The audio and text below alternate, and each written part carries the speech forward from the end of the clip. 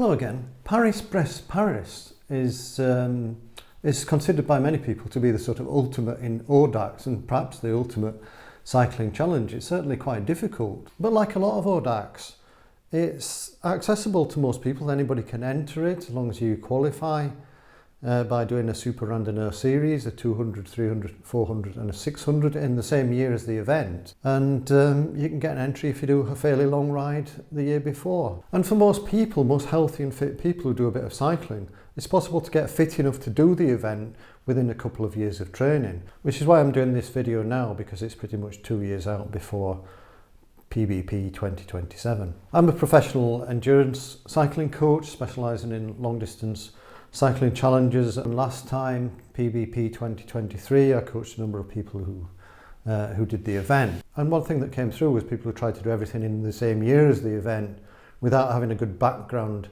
the year before struggled and came to the start line either injured or exhausted. So completing a super randonneur series or something close to it the year before the event, so 2026 this time, makes a big difference to your preparedness to do a qualifying series before June and then to complete PBP. And if you follow this channel in the past, you'll know that I use this planning spreadsheet. I use Training Peaks a lot, but I don't find it's a very good planning tool. So I quite like this planning spreadsheet because it gives you a good overview of a year at a time up to your event and with a stepping stone type events. And then I use Training Peaks for planning, recording, communication with the athletes that I coach, etc. If you follow the link in the description, you can download a copy of the spreadsheet so you can follow along with this, or you can do your own planning. Just remember that you have to make your own copy if you want to edit the spreadsheet. The download's populated with a plan that you can use for PBP. It was what I came up with for 2023. In support of my YouTube videos, but obviously it's going to be applicable with a minor change of dates for 2027. And also it's quite a good idea to use the year before, it's 2026, so next year, as an analogue for your year of the event. So do a series or a partial series, like you might want to do a 200, 300 and 400 before June, practicing qualifying, and then a 600 later in the year if you've not done a super randonneur series before. Or if you have, you might like to do a full series before June and then a longer event, because the longer event that you do the year before PBP means the earlier you can put in your entry and the more scope you have to choose your start time. So it's worth doing a longer ride, and if you can do like 1,000 or even a Grand Randonneur, a 1,200 the year before the event, that's really of value. So the first thing I do is put in a framework. I like to sort of see big pictures, and this is just using the framework from the overall fully populated spreadsheet. You can see I put in the 200, some test rides, a 300 and a 400, and then a 600 because this is the qualifying events. And in terms of testing, like you could test your FTP, which will give you your training zones. Or you could do a test like maybe a 100-kilometre ride with representative amounts of climbing, and that gives you a feel for your average speed, because what you're trying to do is get your average speed as high as possible. It takes a long time to improve your average riding speed, including stops and things like that. So starting that now is going to put you in good shape for the future.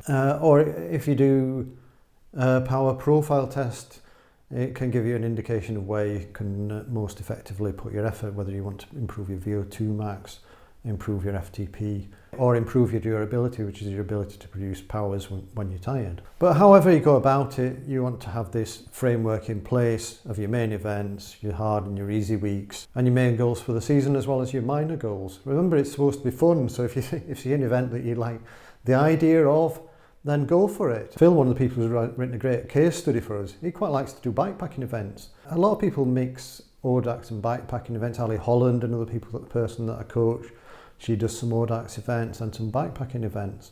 And although they're not the same, the challenges are a little bit different. It's still endurance cycling. It's still great fun to mix these things up. And the great thing about having this planning tool is it's adaptable. You can track things along. When things go wrong, you can adapt the plan, because an important part of training is consistency, but you can't be consistent unless you're flexible. Like, people get tired, people get ill. If you're working full time, then work commitments can get in the way Or you might just, you might get stressed. You might have an argument with your wife, you might have an argument with your husband, the kids might be playing up, or your dog might have to go to the vet or something like that. So, and these minor disruptions can turn into big disruptions if you're not sufficiently flexible.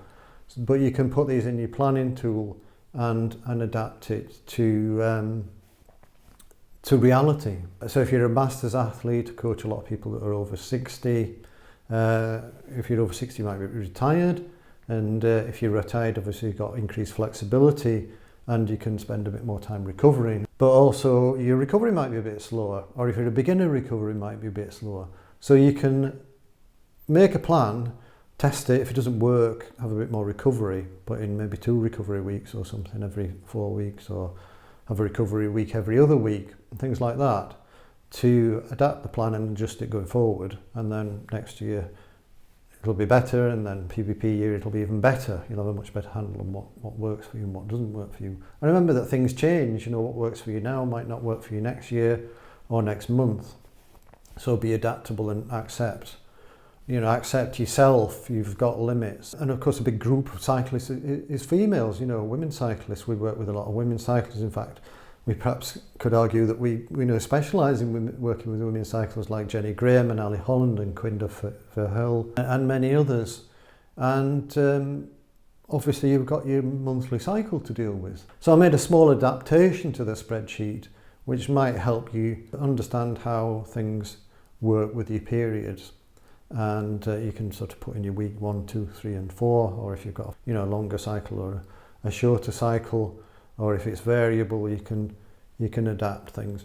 I mean, one of the things I found is it's quite useful to plan based on your monthly cycle, but not be too rigid about it, and have a loose plan. So having an idea when your period might start so that you can adapt your training. A lot of people like to back off a little bit before the period starts because they feel pretty rubbish, and accepting that you're going to have an easy week at that point, or an easy period at that time, and then when your period starts, some people feel a bit better and stronger, so that might be a good time for you to ramp up the training, and for others it might be a good time to just accept that you might still feel a bit shit and you might be a bit uncomfortable. So you can use the planning tool for that, and obviously if you need help, get in touch with myself or Claire. You can find links on the website.